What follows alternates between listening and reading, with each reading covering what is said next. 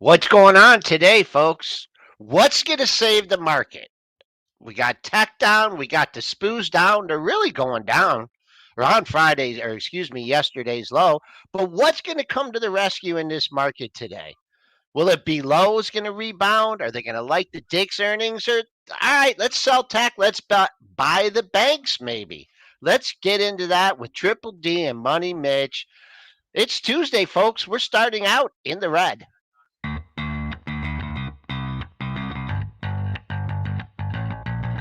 Coming to you live from downtown Detroit, this is Benzinga's Pre-Market Prep with your host, Joel Elconin. This is a volatile puppy here, isn't it? And Dennis Dick. I'm bidding a penny. I'd buy that stock for a penny. With everything you need to start your trading day.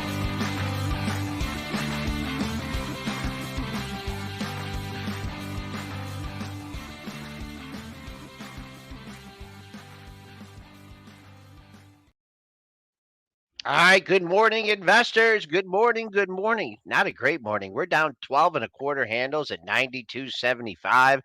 Concerning technical formation up top, I'll save that for when Dennis and Mitch come on. The buck is up 31.6 cents at 103.39. Looking at the highs from last week. Bonds breaking down 12.30 seconds, 126 and 13.30 seconds. Crude up on OPEC talk, 96 cents at 73.01. Gold continues to slide down 15.90 at 1961.30. Silver closer to 23 than 24, down 58 cents, 2.43% at 23.28. And Bitcoin being spared in this morning's sell-off, up $495 at 27,360. Let's bring in Triple D and see if he survived the 8 o'clock news rush. No, there is Uber. So we got Uber news here, and it's good news for Uber. Popping here, Waymo and Uber partnered to bring Waymo's autonomous driving technologies to the Uber platform. That's a big headline.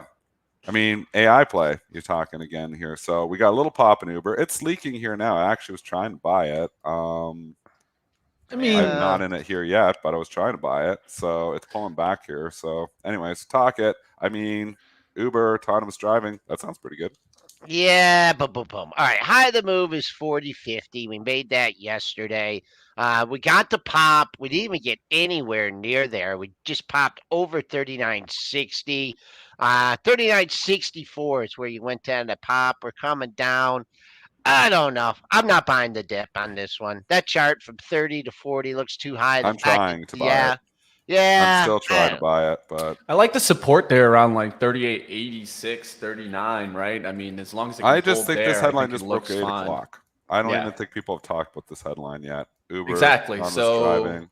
So I see support underneath. I see a catalyst that could give it a little push, like Dennis is saying, too. and at least you're out. I would say below that 38.86 for me, I'd be out. But hey, to each his own. We'll see what happens. I'd be saying I should have sold my Uber over 40. I didn't. Yeah. It got a pop on good news, and it's not pushing yet. So yeah, I hear you.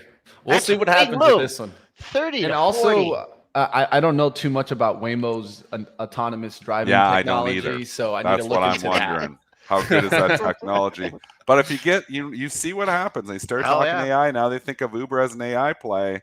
I mean, we're 4 minutes into this headline here. I wouldn't be fading this move. I would not be fading this move. I feel like buying it right now. Actually, I'm just trying to buy it. I bought a little piece. Go ahead, buy it. Lift the offer. I bought a little piece. They don't hit bids, man, when it's going down. Yeah, they're just going small. Up. Just all nibbles. Right. This we'll is see. not I don't know Uber enough show. about their autonomous driving either here, Mitch. Yeah. But I just watched it, so I just nibble in a little bit. We'll see.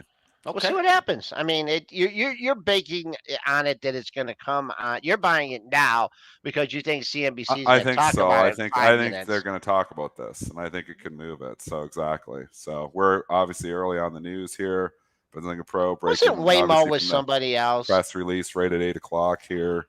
So our chat is giving us at least what they have some insight to. Of course, take everything with a little grain of salt. But I see mentions like Waymo does not drive on the highway yet. I see mentions like Waymo self-driving is very limited. So maybe we'll do a little research on that. I'll try to do before that. taking a big position in this, I just took a nibble or trade position just because I think if they start talking about it as an AI play here, I think there could be more left. I think he got room to yesterday's high here, 40.50 here, if that headline catches steam. Now, we don't know. Maybe they don't talk about it, but looks like a pretty good headline to me. Waymo was with Google. That was going back. And so Google it wasn't good enough for Google. I'd call it. I'd call it. Just make sure it doesn't turn into Lamo instead of Waymo. I mean, I'm just I'm down on this autonomous driving stuff. But if you want to buy Uber off a head like that, go right ahead. Pre-market high. You want to see follow through the pre-market high, and that was 39.64. And if you want to use that target over 40. Go right ahead, 40.50. It's not helping lift at all. Nothing helps lift. Look at this thing. Down at 8. There's separation here. We've talked Holy about this mackerel. already too. Uber versus Lyft. We can see who best of breed here is. We can see who the company's going to be. Lyft is right on the lows. Is there a laggard catch-up trade? If there's any type of market for that, it's this, because we've been, rip-roaring bull market here. But, if there's any other, market, I think Lyft is just not the company I want to own. Look at that thing. All right, we'll keep an eye on Uber today. I think there's a trade here. All right, so I wanted to ask you, I don't know how you guys reacted to the news, but how was the reaction to the deep fake yesterday news about the Pentagon being hit by an explosion? I don't know about you guys, but I was trading. I've been trading like a small account challenge for the live trading. And I'm not going to lie, with a catalyst like that, I had to take a shot on tech to the downside just in case it was kind of a real news. But it wasn't. And I think that this is something that we need to start looking into a lot of how the investment world works. And this is why I mentioned yesterday, blockchain and AI. This is what I got out of VCon 2023 is how a lot of what we're going to be using AI for, also, we're going to have to use blockchain to validate what is real and what is not. So I know, Dennis, you're a person that doesn't really believe too much in the blockchain technology. But I can tell you right now, if it's going to be used for this, it's going to be used in everywhere that you have data. We're going to need to validate. Is it real? Is it fake? And at some point, do you have that? Do you have that? Picture. That picture of it. No, I'll look for it right now. Because that was such a lame picture. Yeah, I didn't see the pictures though, Joel. It wasn't the pictures that made me move. I know. Algorithmic driven. It was this market is right. It was another great usage of Twitter. And can you guys explain? Will Alton says, "I don't understand how blockchain would have helped this." Exactly. So this is what you guys need to really do your research so you can understand what blockchain really is. If you're saying a question like that, I'm pretty sure you don't understand what blockchain is. I don't care what blockchain is. That's the bottom line. I care what AI is. I think, Dennis, you're being ignorant. No offense, but Mitch, I think you're being ignorant. You want to know why? The reason is 4 years ago, 4, not 2, 4 years ago, we started hearing how blockchain was going to take over the world, and now it's crickets. We're 4 years later. Yeah, but you didn't have crickets, this. Man. You didn't have these deep fake videos. You didn't have this ability in AI. Dennis, I'm telling you, man. Well, how do we invest with blockchain? Right here, this guy here. I don't talk a lot. I don't talk a lot. About technology. Tell me how to make money off blockchain. Okay, so this is the key, right? And so essentially, we're going to get to the point where every media, even Benzinga Pro, is going to eventually be running through blockchain technology. How do I buy blockchain? So that's the hard part. How to find the investment, right? It's probably going to be more private companies. And this is what I'm doing my research now on, is understanding where I can find the investments, right? So one thing that I would tell you, Dennis, is like, just as simply as like your IBB news that's coming through, right? A lot of the times that gets put through a wire, right? That wire is going to need to validate the news to see that it's 100% true. Then it'll get put out on to a public feed, right? The future is going to be all about determining what's real and what's fake. AI is definitely going to bring a lot of fake news out to the public. And if we don't have an ability to validate things, we are going to get destroyed, just like we did yesterday, where a lot of traders were making trades based off of a fake news.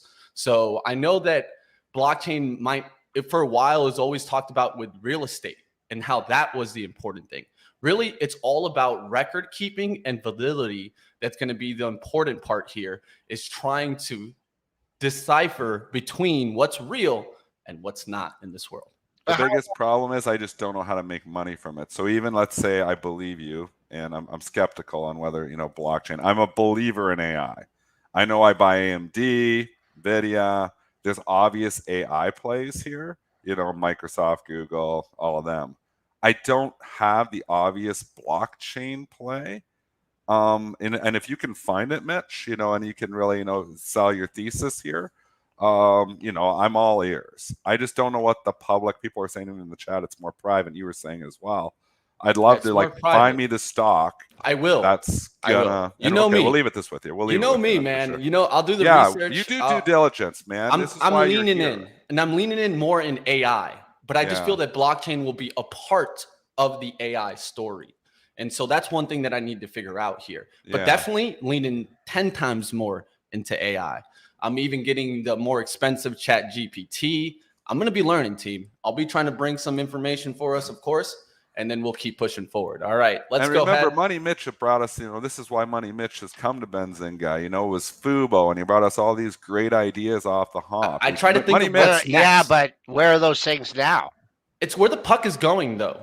Right? Autonomous driving. That's what we heard about SPACs, but let's get to this conversation's really going nowhere. Let's move on. He's going to do some research. So bottom line is, we'll just finish it up. Mitch is going to do some research, come back to us with some blockchain ideas, because I have no idea. The real just kind of wrap this up. This was all about deep fake and how we're going to use AI to determine what's real and what's not, because the truth is, moments like yesterday are going to continue to happen until we can do that. So you want fake technology to tell us whether something's real or not?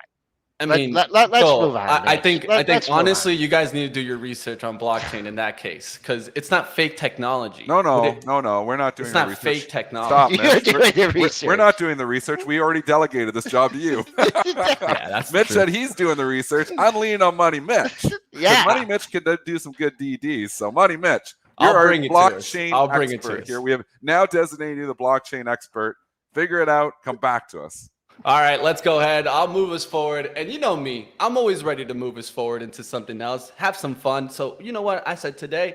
I've been hearing a lot in retail about what? Look for the bare necessities, the bare necessities.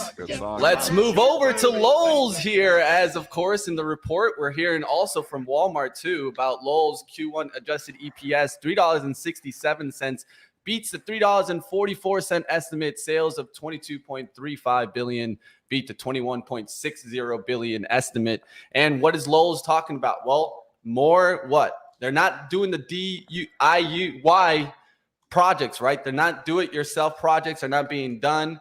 Everyone's buying just more the necessities that they need versus the extra big projects. And that's what's really helping and hurting certain companies, right? Of course, if it's necessities, like let's say groceries, well, you're going to still need that. But when it comes to Lowe's, Home Depot, of course, we're not spending as much as we were, and lowered expected consumer demand is what is continued to be forecast forward. I took it long into the report last night because it was down $3, and I'm like, what the hell? I'm like, I'll take a shot. One, because Home Depot, they bought it right back. Two, I was like, if they beat and don't say anything bad, it'll rally. Three, if they beat, miss, or lower guidance, I think it bounces back anyways. And you know what? I scratched the trade, so I was actually a good. How'd you do that? Because it's $3 down. I bought it last night, so somebody's giving me a 3-point lead. I bought it 200. It was trading last night. Okay. It was trading $3 down last night, and I just figured, you know what? The silver lining market that this is, even if it's not a great quarter, they probably buy it back anyways. Is exactly what they did. Went down to 196 this morning and just bounced back up. So I'm now out of the trade. You can say a scratch is a bad trade, but no, it's a good trade because I had all that upside look. The trade went completely against me from a fundamental perspective, and I was still able to scratch the trade. So whoever's selling it last night at 200 was nervous Nelly That was the wrong move. Again, they scratched the trade, but sometimes you can have a scratch and it's a win. That's a scratch and that's a win. Because I got the upside look, didn't happen.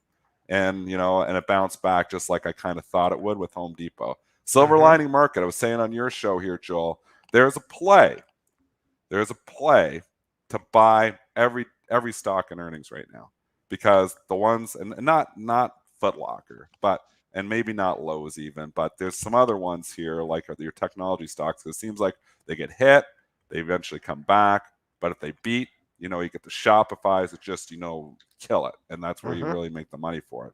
I still think there's a play to be long almost all of the tech stocks and the earnings.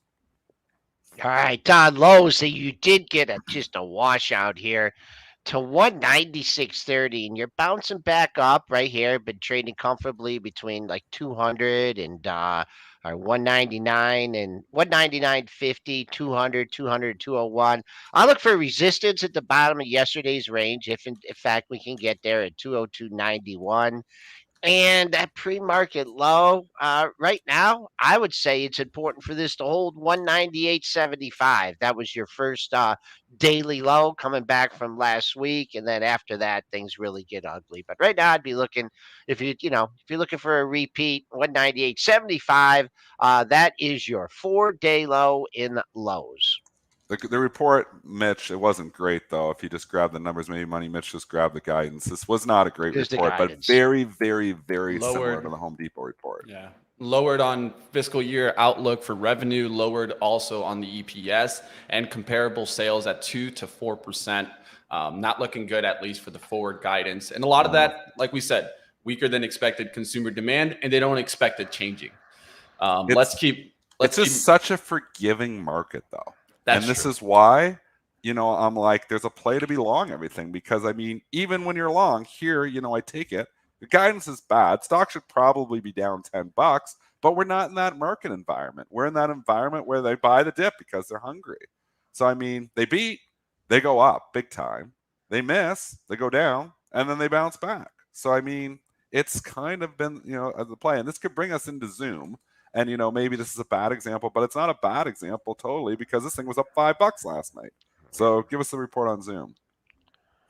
All right, Zoom Q1 EPS $1.16 beat the 99-cent estimate. Sales at $1.11 billion beat the $1.08 billion estimate. And of course, it's trading higher after it reported better Q1 results, issued strong guidance here, and also reported an increase in enterprise customers, a decline in churn. If you guys take a look there, 215,900 enterprise customers, up 9% year over year. Online average monthly churn, 3.1% down, 50 basis points from last year. Yeah, the numbers here, I don't even know if they're that bad. The stock popped on it. The guidance is pretty good, actually. But, they're looking at this still as the one-trick pony. That's the biggest problem with Zoom. Until they can come up with something else, it's just not going to get the love. But it was a good trade. It ran up into the earnings. It bounced on the initial report. And remember, people, I still say, I trade pre-market after hours. I know there's a lot of people who do not trade pre-market after hours. Some of the platforms don't even allow it. I truly believe if your platform doesn't allow pre-market after hours trading, you need to consider getting a new platform. But this is, it was up, what, $78 last night? It went over $78. I mean, it was up 8% last night. Yeah. Gotta take the money and run. Look where it went to also, man. Look where it went to on the dailies. You had a gap back in February on your way down. If you got caught in this gap move, you had a low at 77.56. The next day, the high was 77.10, and then that's all she wrote for quite some time till you came down to the low of the move. So if you were looking at your gap, yeah, you might gotten done at like 77.10 and been a little regretful when it went to 78, but that 77 or even the gap fill at 77.56 is looking good now. For this one, the selling after that pop, to me, it's down $9. So, from the high. So selling it in the hole here is tough. But what I think would be interesting and what trader investors need to look at is, if we come down to like this 66 area, 66 to 67, that's giving back half of the move. Really, no daily low there. That's what I'd be looking for. See it come down to that area and stabilize. Then you can maybe lean on the low of the move. But a lot of air, not much in here between 65 and 70. Let's give Zoom a chance to, make a low today in the next couple days. And then if it holds like this 65, 66 area, maybe it can continue on its the nice rally that it But had I'm going with in May. Spinner here. I'm with Spinner in the chat. And this is not like people want to throw Zoom in as your big technology growth stock, and he's right. This has turned into a value play, and it hasn't had growth for a long time. It's not the kind of stock they're hungry for here right now. Right now, they're hungry for AI story. Like Zoom, give me an AI story on the conference call.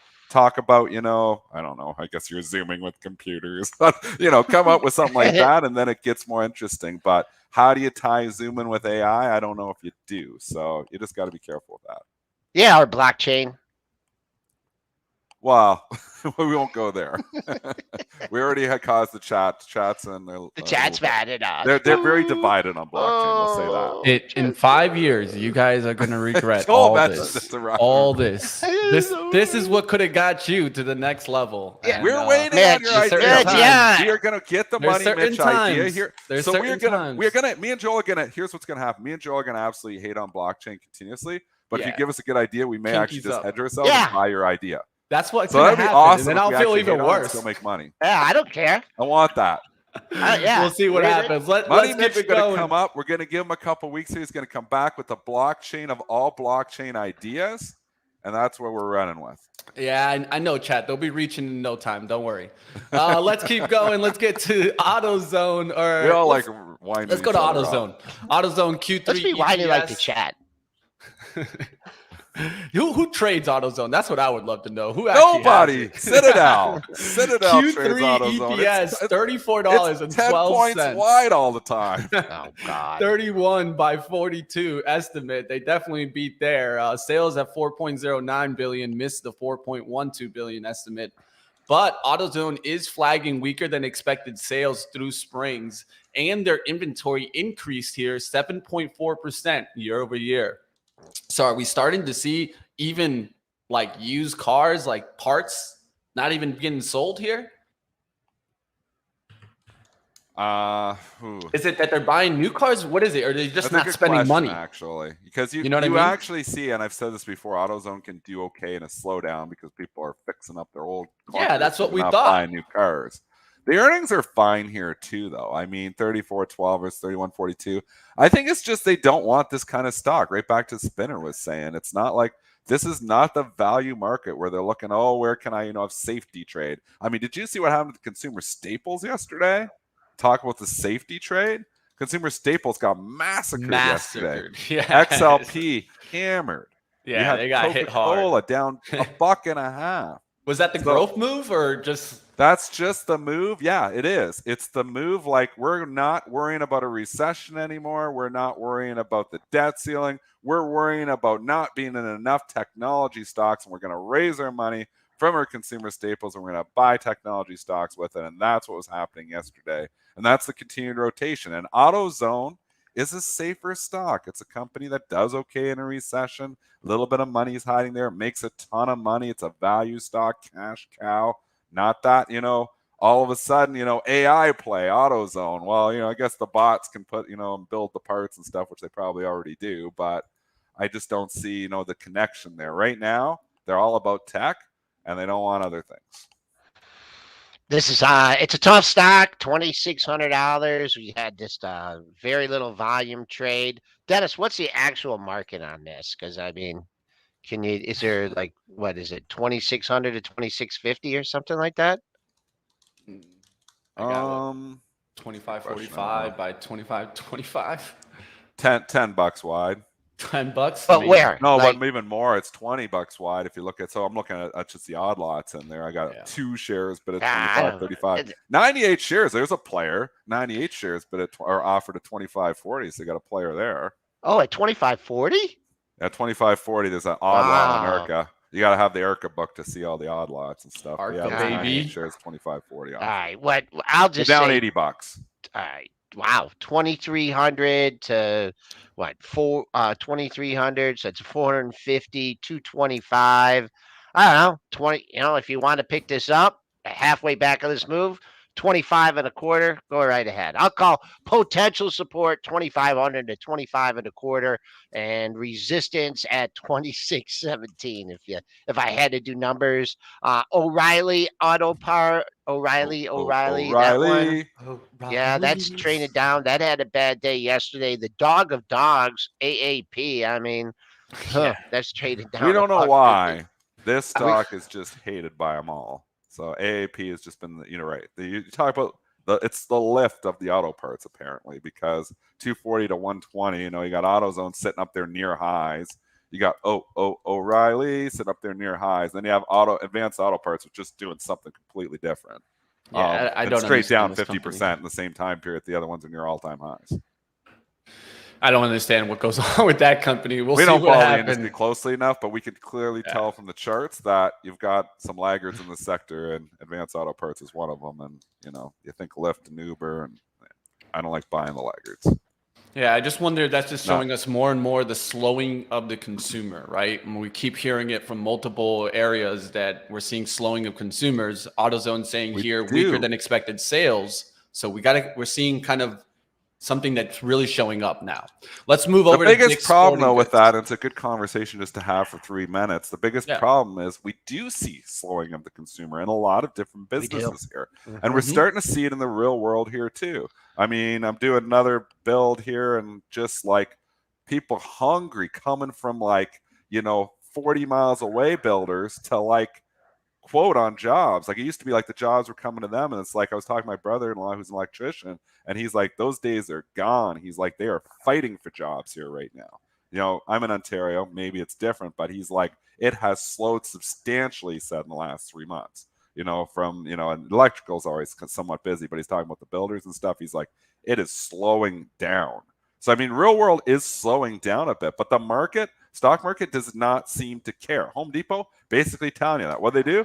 Buy a stock right back up again. Lowe's kind of telling you, slowing down. What they do? Buy the stock back up anyways. So I mean, it's hard to be bearish when you're getting, headlines of growth of the growth slowing here to a certain extent, and the market doesn't care. So I don't know what makes the market start to care. When the market starts to care, that's when you got to sell. All right, let's go to Dick's Sporting Goods. They reported their earnings also here. Q1 EPS at $3.40, beat the $3.18 estimate. Sales of $2.84 billion, beat the $2.80 billion estimate. They did reaffirm fiscal year 23 outlook and also declared a $1 quarterly dividend. Boy, oh boy. This one had a big sell off going into the report, and you got a nice pop, and the pop so far is holding, but we're way off the pre-market high, 133.44. Boy, you got a gap to fill in here. I guess I would look. Oh, that was right into the gap area at 33.36. I don't know. My people were selling into the report. Now you get a good report. I don't know. We'll see if that pre-market high looks pretty important. If they could fill the gap and get back and say, hey, we're back above 135. We're above that triple top there. But not, I don't know. Just people are selling into the It's report. not a tech people are stock. stuck. It's Yep. not an AI story. I'm not buying a rip on it or a dip No. on it. I mean, that's just what we're in right now. They are hot for tech and not hot for a lot of other sectors. All right, let's move forward. Let's get out of Dick's Sporting Good. Let's go to PacWest as they have news today. Of course, you guys are seeing the shares jump around 20% on Monday after the company announced it entered into a loan purchase and sale agreement with the subsidy of Kennedy Wilson Holdings to sell a portfolio of 74 real estate construction loans here. Do you guys feel like this is good news for PacWest? I mean, of course, we're seeing the price action, but in the long term, is this going to be a good thing that they seem to keep giving a selling off of their portfolio? So here's desperate times call for desperate measures textbook. I mean, we're struggling here. We're trying to survive. We're going to start selling our loan book here to try to get smaller and try to get less risky and obviously try to, raise capital up here. I mean, It's not good news long term here, Mitch. But short term, is this what you need to do to survive? You're going to do whatever you have to survive, and that's where PacWest is right now. They're in survival mode here.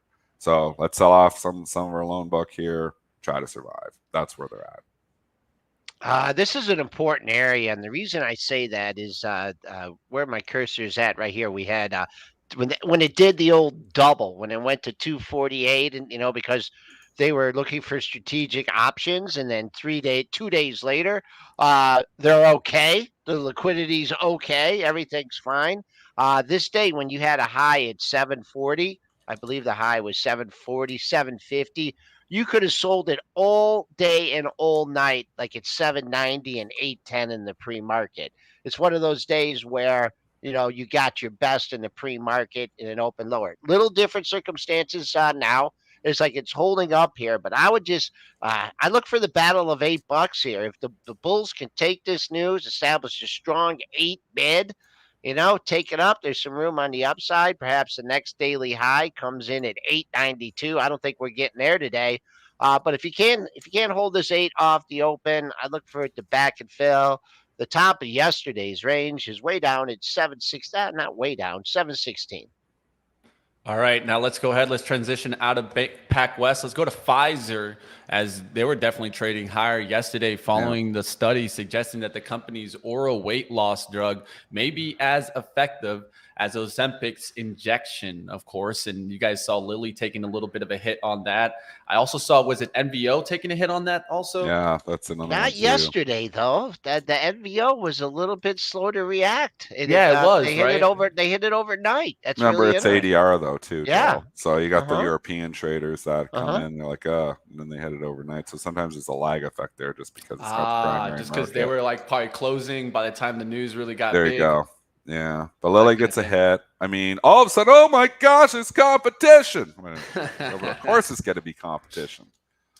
I mean, does this change the narrative? I'm long Pfizer. It's been a terrible, terrible long. I'm long Pfizer. Does this change the narrative? Does this get them awake? Because this is what Pfizer needs to do.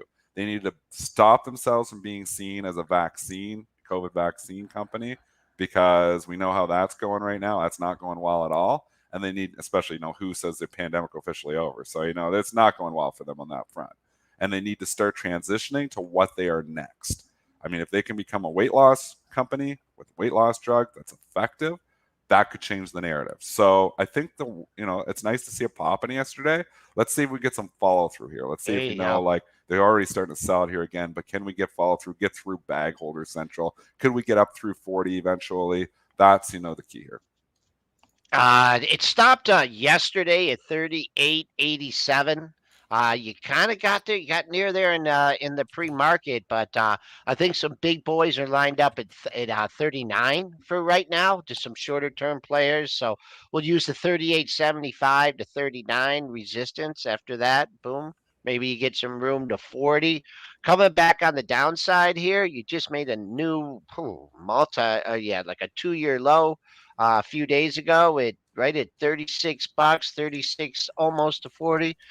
Maybe if this comes back 37.5, $38 area, maybe buy a little bit on the cheap and lean on the low of the move. But nice move intraday. Let's see if we can get some follow through in today's session. Right now, down 29 cents on pretty good volume. And if you do get a rally, check out that 39. Someone was perched there in the long in the after hours and the pre-market. In fact, you just traded over 39 on the 8:15 to 8:30 bracket. All right, I'm going to drop a really quick one here, and just wanted to at least announce it for you guys. Lordstown Motors is announcing a 1-to-15 reverse stock split. And of course, we've been watching this company just slowly leak down. Of course, that's RIDE, if you guys are looking for the ticker. And I just feel like the writing's on the wall. Some stories go cool and eventually get hot again. I'm going to say I believe the RIDE story is officially over. I mean, it's gone down. Now you reverse split, and just in that death spiral, they reverse split them, they boom, they reverse split them, it just completely erodes capital. Lordstown Motors, not a good story. All right, that's going to do it for at least some of these topics. I'm going to pull this down. Let's get to our segment today. You guys know what time it is. It's time for TradeZero Tuesday.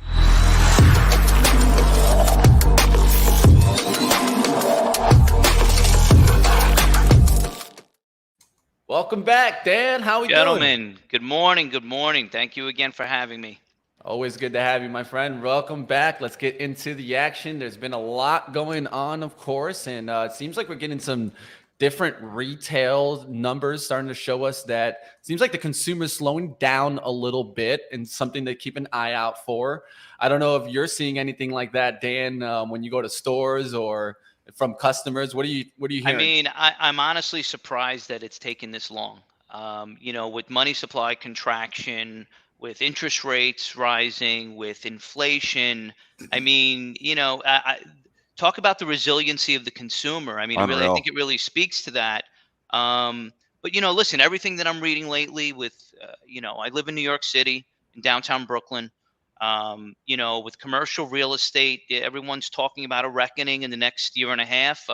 You walk through the city on a Monday or a Friday. It's definitely not what it used to be.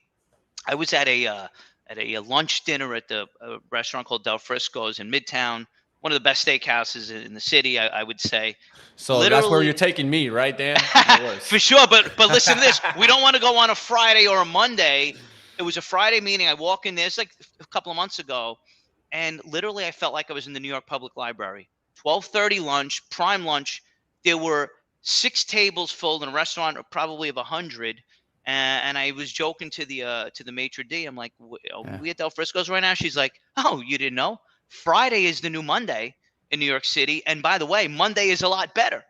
So I've seen indications of it myself, but with things, with what we know to be the way things have always been done, changing at such a fast pace.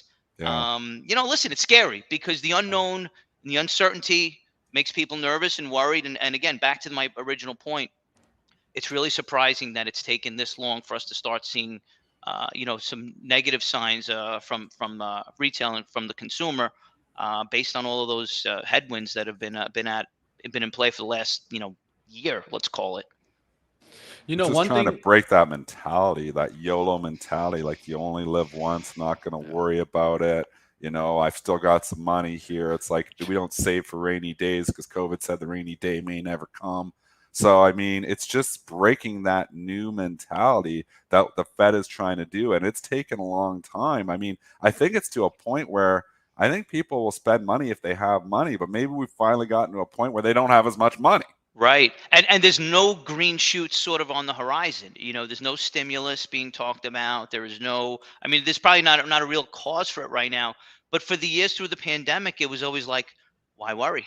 The checks are going to keep coming, and I'm going to get support as a renter or as a homeowner if I'm not able to pay my bills, as a student, having to pay their interest, paying their student loans back.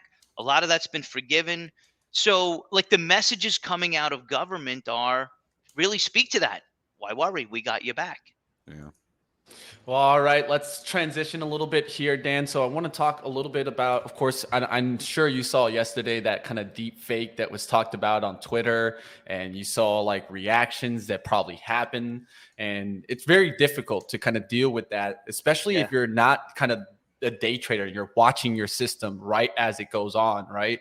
A lot of times I do a lot more swing trading, and with that swing trading, sometimes I'm already setting up orders. I'm having kind of different conditional orders already out there, ready to get into positions, of course, if I can get hit, right? So I want to talk a little bit more about what TradeZero can do for conditional orders today. So let's go ahead. Let's dive in a little bit. I'm sure you'll bring up lovely, of course. I'd love to show you guys kind of how we can help with that. Yeah. And really, as we talk about earnings and stuff like that, it's really a great way to kind of set up your day in advance so that, for breakouts, breakdowns, it's a real easy way to kind of set up your plan before stuff actually happens. And if this happens, then I do that. So we have a feature on the platform called our conditional order entry. It's accessed from the main toolbar here, conditional orders. And so, for example, PacWest, if we were looking to play a breakout on this thing, which, listen, up 15%, it's probably already there. But let's just say we wanted to set a buy stop at 801, meaning if the stock goes above, if it hits $8.01, I want to buy the stock. And then I'm not going to be at my computer all day. I want to kind of set up the exit strategy for myself, where I can set up the conditional too. So if the first order executes, I'm going to actually sell those 100 shares.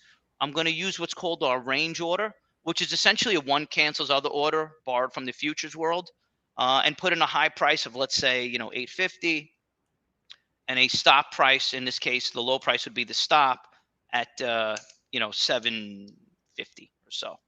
And when I send those orders, all three are placed, and the second leg only occurs if the first one happens. And if the first one does happen and I'm in that long position, I have sort of brackets around my order. If it goes up to my target, great, gets me out. If not, and it backtracks, it'll stop me out. And you can set up, you can set these up on multiple symbols. It's a great way to play earnings, because a lot of times, numbers will come out that if you read it, everything looks amazing, and the stock will take a nosedive. And conversely, if numbers aren't so good, but they're predicting better results on in the future, if you just read that top line headline, you may not really know what's going to happen. And so by setting up these conditional orders, it really allows you to, from the morning, set up your trading plan for the day, and then not have to be focused on the screen for every tick throughout the day. So it's a real powerful tool, and something that I use myself a lot.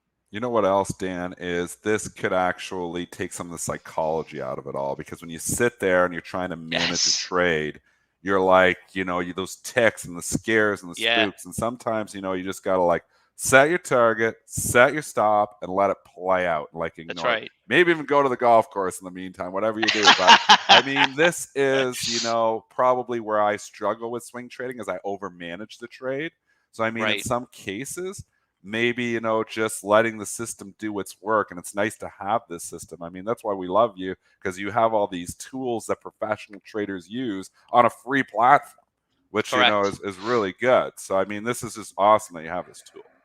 Cool. So, yeah, I think, again, sorry, Mitch, go ahead. No, you're good. Now, one thing I say is that, a lot of times, like, I do like my live trading stream, and a lot of times after that, I got to get into different meetings and different things like that, where I can't just be, stuck on the order game. So a lot of times I have to set some conditional orders when I'm going away from the computer, just to let the trade work itself, right? Like I always say that sometimes my best trades are the trades that I do leave the desk. And I just let the trade work and then do its thing, right? It's not me working now. I've already done the hard work. I've established the entry. I've set the conditional orders for the profit, the conditional order for the out. And then at that point, let the market do its thing. Right. I mean, I was in a just, trading around my Tesla position the other day. And, I'm towards the end of the day, I had a limit in to sell it. I don't even remember what it was, but it was like $1 away from where the stock was. And I was kind of watching it for the last hour. And I'm like, it's never going to get there. It's never gonna. And once it started moving up a little bit, I got out. If had I waited another 10 minutes, it would have blew right past my original limit out, and I would have made a lot more money.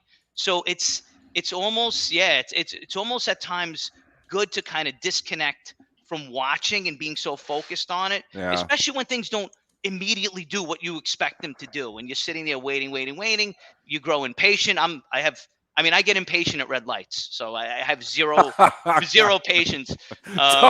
Don't drive near Dan when the light's red. Like, I'm done with this red light. It's been going on too long. I'm just going. So yeah, it's definitely a great tool, and I think it also helps disconnect a bit, which many times could be helpful. Dan, I call what that strategy where you're talking about, just set it and forget it. Yes. And move on. But I want to ask you more of a broad question here, because what's going on in the market, just like tactically. I just want to see if what you're seeing from the short float and the stock loan stand, do you see like certain turning points in it, like there's just so much exuberance and the market's up and there's all the stock available to short and no one wants to short, and then boom, the market turns, or at bottoms, just like everyone, stock, let's get everyone short. This is free. Do you see any turns as far as the supply that you see? Because I'm seeing, I mean, a technical formation. I mean, you have to be, blind. I mean, at least for the S&Ps, we got three highs in the same area, and a lot of times for me, that could be a turning point in the market. I just wanted to see from your information, the stuff that you get, are you seeing anything You, similar to that? Joel, for us, it's really and truly sort of stock dependent on the short Okay. side. They come in waves. We were talking a few weeks ago about TOP, and right around that time, just maybe because that kind of led the charge of these, small mid micro cap gappers that have extremely low floats, where folks just see a lot of opportunity based on meteoric rises or falls. And so in the last couple of weeks, there haven't been any one of those really, really hot stocks that are super hard to source, that people really want to get interested in. It's for us, being that we really focus on the active trader, it's when those conditions start happening, and they happen kind of one after another, that the general interest in shorting just skyrockets for us. And people who may not have been actively involved on the platform in a couple of weeks, whether by chat room or by newsletter or what have you, they're coming back in, and that's for us when we see real spikes in interest on short sale facilitation and trading on the short side. Not that it's not happening every day, but to have a noticeable breakout in terms of activity and volume, it's really stock dependent.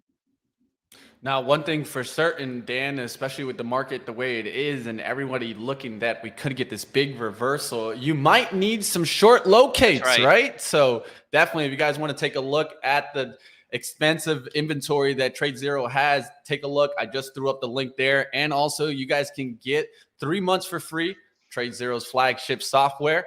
And Dan, I'm sure you're starting to see those traders start to even maybe hedge a little bit in this environment, because we're getting to that point where it's seeming like either profit taking or that we could get some reversals up here. So, and we talked about it last week, with the options writing and stuff like that. Really trying to when things are kind of choppy, it's a great strategy to employ. Although I feel like literally right after the words left my mouth on that Tuesday, being with the debt ceiling talks kind of really getting close to the precipice here, the market's been pretty wild in based on various directions. And to your guys' point earlier about that fake Pentagon picture that went viral yesterday, and just kind of scratching your head, why is this happening?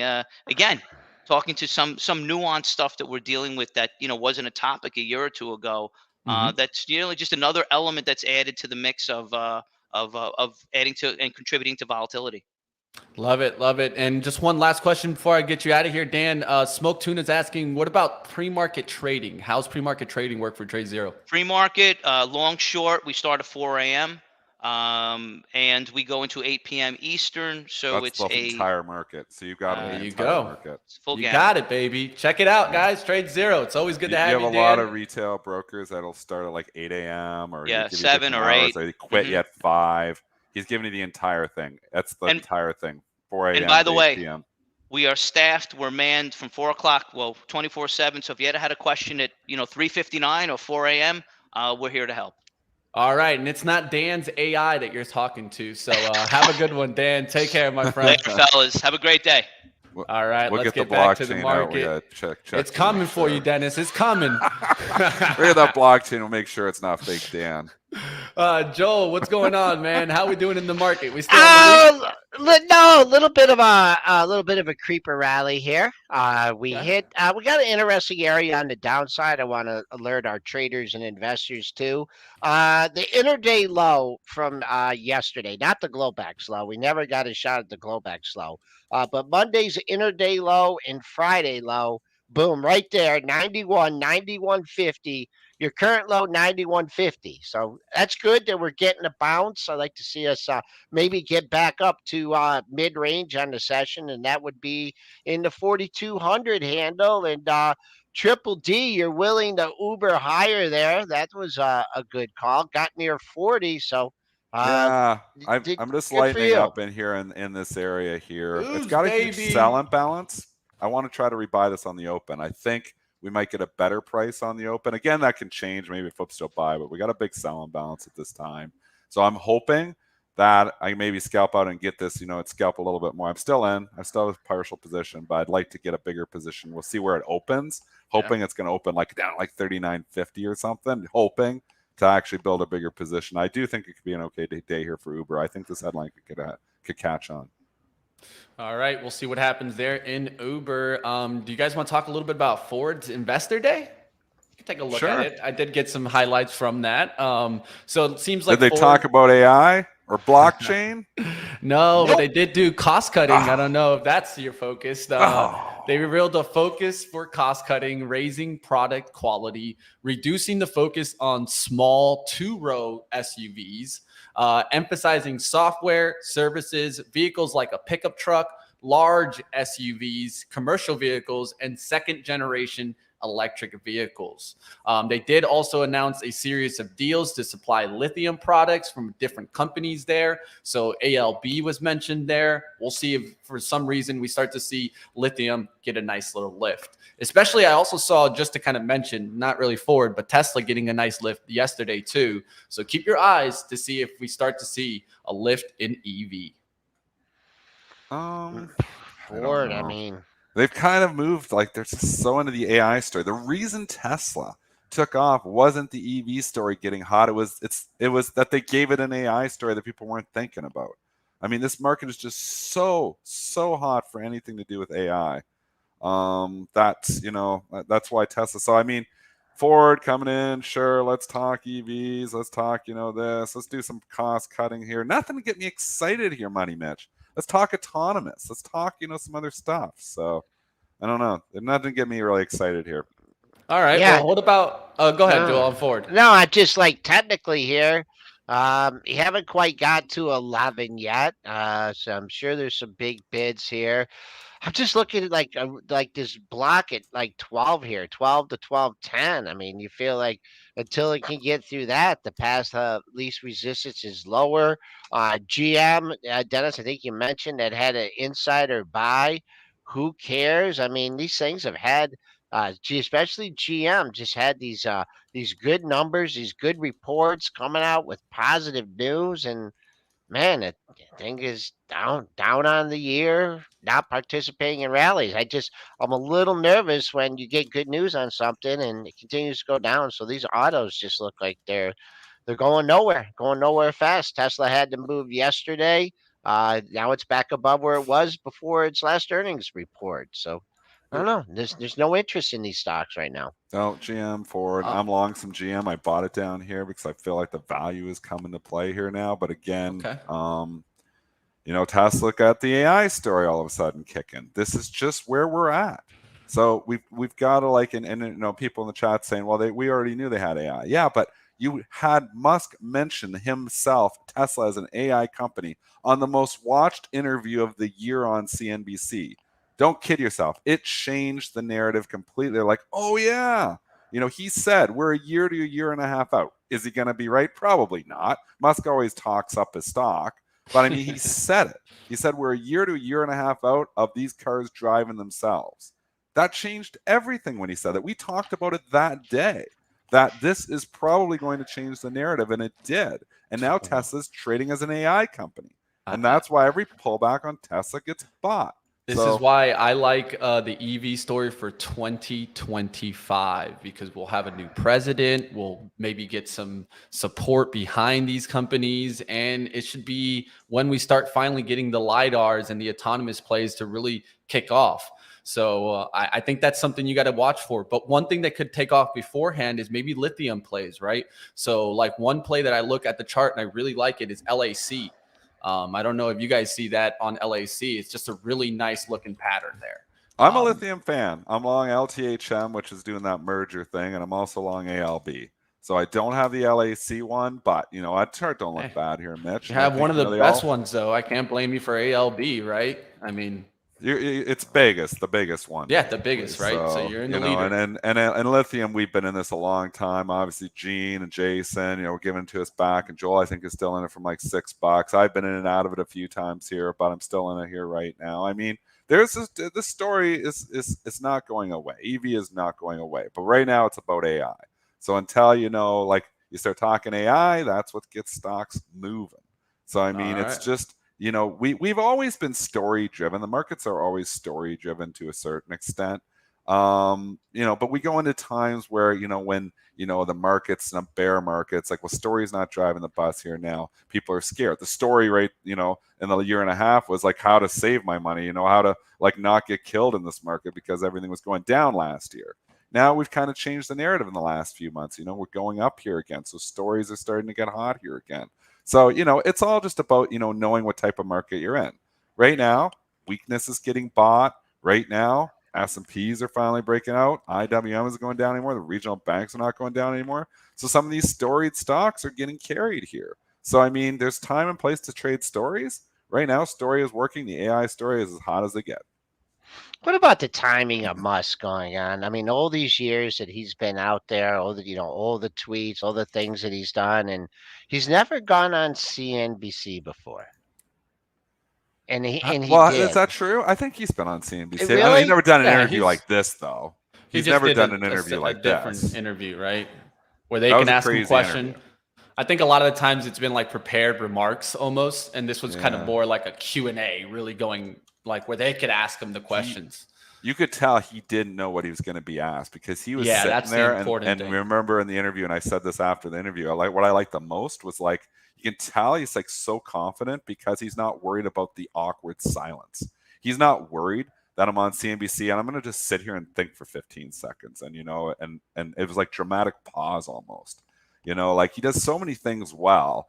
And I love the fact that he stops, thinks about his response, and then he comes up with pretty decent responses on everything. And he's not scared to sit there for 10 or 15 seconds. Me on the air, I'm always blabbermouthing, I don't sit there. So I could learn a lot from that. And I very much respected him for that interview. Some people didn't like some things he said in the interview. They found it arrogant when he talked about, if I lose money, so what? But it wasn't like that because he's not about the money. I mean, the one thing you've got to respect about Musk, you got Bezos out proposing on yachts and stuff, like this, living the dream. That guy works. Musk lives to work. He's like Steve Jobs. He doesn't give a crap about the money. He gives a crap about being the best. He gives a crap about taking his companies to the next level. He's everything you want in a CEO. Everything. I mean, and the guy's a genius on top of it all. So people hate on Musk because, he's the richest man in the world. And, he says so many things that are offside or, this. Think about his accomplishments, from PayPal to Tesla to SpaceX to like, who's done more in the last, 50 or 60 years in the business world than Elon Musk. So, and then he sits there and he works, basically 18 hours a day, every single day. He said that Faber he's taken 3 days off in the last year. I mean, people, it's this FOMO. They want to take 3 days off a week. He's taken 3 days off in the last year. Musk is everything you want in a CEO. He is passion driven. And that's what matters, right? Is that he has passion for what he does, and he has passion for even what's next. He focuses on what's coming down the line. He's always trying to get to the next level. And that's really what pushes him towards a lot of times the impossible. So for a while, SpaceX, that thought was impossible. Look what he's doing now, right? All right, let's transition a little bit here. Last little thing I want to talk about, some AI stocks, of course, moving. I did see like IonQ kind of getting some lift today. So if you guys are looking for some AI stocks that have been recently moving, this is a quantum computing play, IonQ. And then you got also AI that recently has been kind of pushing off the 21. It's gotten towards the 28 resistance. Going to keep watch on that one. And of course, Palantir, of course, my man Dennis Dick might have been a little bit early, but it has continued to run. It's a little sleepy now up here towards the 12. What do you guys think about that? AI story is not going away here, though. And on pullbacks here, it probably continues. And just as much as they did not, and this is how stupid the market is. It's stupid for me for being stopped out of it, but sometimes you just got to wait it out and it's going to work itself out. But back in April, it's like Palantir wasn't seen as an AI play. And now it's like they can't stop thinking about it as an AI play. So, I mean, sometimes it just takes the obvious, say it in a conference call, say it on TV with a David Faber interview. The market is not smart. It doesn't figure it out. It's got to be told. And this is, the same thing with AI. It needs to be told. It needs to, the market just doesn't do its due diligence and figure out, oh, this is going to be the sneaky AI play. And there's good people that do that due diligence, and then eventually, the market catches on, and that's when those people get paid. But I mean, this market doesn't trade the obvious until it's like thrown at them and said to them. Pair of lows in Palantir. If you're looking for support, 1139, 1152, trading up a couple pennies. Got a seller in the 12 handle just over the last 2 days. 1241 was your high on Friday. 1211 Monday, but looks like it's mounting a little bit here today. Ignoring the market being down up a couple pennies. High close for the move was yesterday at 1184. So keep an eye on that. That bested the close from Thursday at 1174. I'm going to wrap things up here on my end, and we still got a leak going on. We are leaning on the lows of the pre-market session here. Market has not really mounted a rally off this, so important area to hold. Friday's low, Monday's interday low, and get back above 4,200 and get rid of that notion of a triple top that I'm taking here in the S&Ps. The highs from the last 3 sessions, including the Globex session, are within 5 points. This was also the area that we topped out in February. So the bulls got some work to do. We got to establish this bid over 420 or 4,200 and take out those highs. But that's it. Great show today, guys, and I'll be back with you later on. All right, that's going to do it for Joel. Joel's getting out of here. You guys smash the like. Keep up with everything, of course, Joel Elconin does. And if you guys haven't checked out the closing print, go ahead and check it out, of course. That starts every single day, 3:30, of course, and that's on PreMarket Prep's channel. So if you're not subscribed, what are you waiting for, of course? All right, Dennis, last comments into the market. Of course, we'll see what happens. I can tell you at least right now, Dennis, I'm really thinking about what we talked about this morning in the pre-show. I, of course, have a basket of cruise lines. I have a basket of airlines. But as we start seeing this market turn here at the top, it's very hard for me to hold on to these gains. I have gains, 5-9%, and they're just hanging out here. And yesterday they were pretty much the same too. So it gets to that point where I start feeling that I just take the money and run kind of mentality. That's the way I've always been very good at entering trades and always very poor at exiting. I mean, this is probably why I'm not a great swing trader and I'm a pretty good day trader, because, the day trading lets you, kind of know when you're getting out. I do the 24-hour rule on a lot of these trades. But when I get into these longer term swing trades, like, I don't know, like AMD, I'm up like 14 points on it or something. I'm like pretty fast. I'm like, do I want to let it all go away? I don't know. Like, do you take the money and run because it's been the take the money and run market, or does the story continue? I mean, it's a difficult market sometimes. And you know what? Exiting is an art, and I'm 23 years and I still haven't perfected it. So I think you have your target, hits your target, set up your risk reward ahead of time. Here's my trade. Here's my risk. Here's my target. It gets to your target and away you go, and take a little bit more of the thinking out of it. But any of these long-term investments and stuff, it's tricky, man. So I don't know what to tell you. You get 6-7%. I've got a few stocks and I'm up pretty good in here too. I'm like, maybe, like Amazon I bought last week or 2 weeks ago at 108, and now the 115, 116. But it looks like, it's getting toppy here. But it seems like when they start to look like they're getting toppy, they pull back a little bit and then they go again. Some of these stories. So tricky. We'll see what happens today. Will we continue with the growth trade? I don't think you and I were too bad off talking about ARKK yesterday, baby. That wasn't a bad one.